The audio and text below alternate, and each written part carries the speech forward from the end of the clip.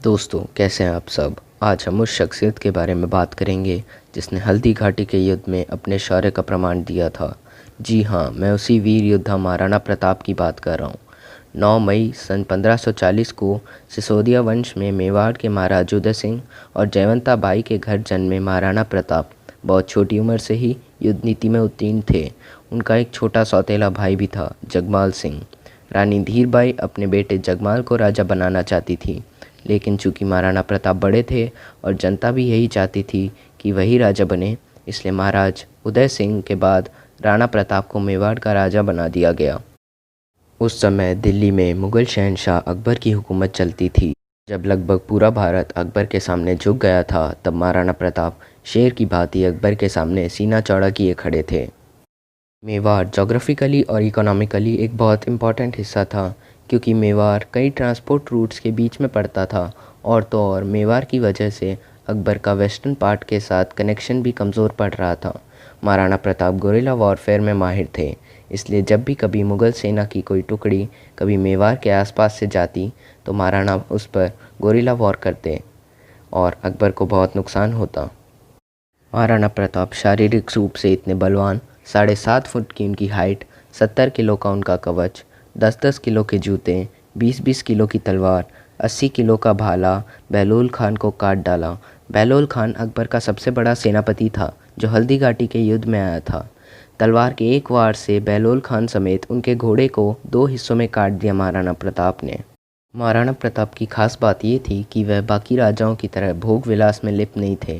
वो अपनी सेना के बीच रहते थे, जंगल में भीलों के साथ रहते, उबली सब्जी कच्चा खाना खाते, ज़मीन पर सोते, आम जीवन जीते थे। इसका असर ये हुआ कि वह भीलों के साथ जुड़ गए। भील राणा के लिए अपनी जान भी देने के लिए तैयार थे।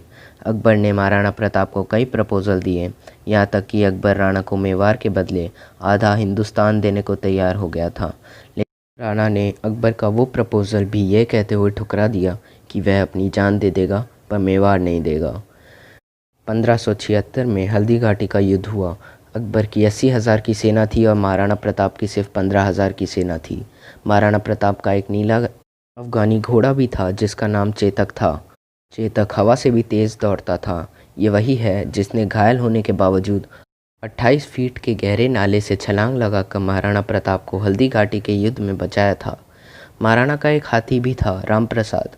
रामप्रसाद हाथी इतना ताकतवर था कि उसने कम से कम अकबर के 8 हाथियों को मार गिराया था और अकबर के कई घोड़ों के प्राण ले लिए थे। बाद में अकबर ने रामप्रसाद को बंदी बना लिया था और उसका नाम पीर प्रसाद हाथी रख दिया था। लेकिन रामप्रसाद ने महाराणा प्रताप से दूर होने के गम में 28 दिनों तक कुछ नहीं खाया पिया और 28 दिनों के बाद अपना शरीर त्याग दिया।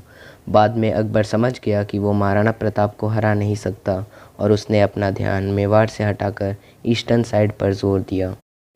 तब तक महाराणा प्रताप ने वापस मेवाड़ पर अपना आधिपत्य जमा लिया।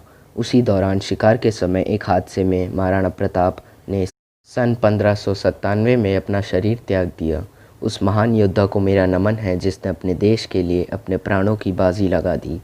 दोस्तों, अगर आपको ये वीडियो पसंद आया और आप महाराणा प्रताप के जीवन से प्रेरित हैं तो इस चैनल को सब्सक्राइब करना और वीडियो को लाइक और शेयर कर देना। जय हिंद, वंदे मातरम।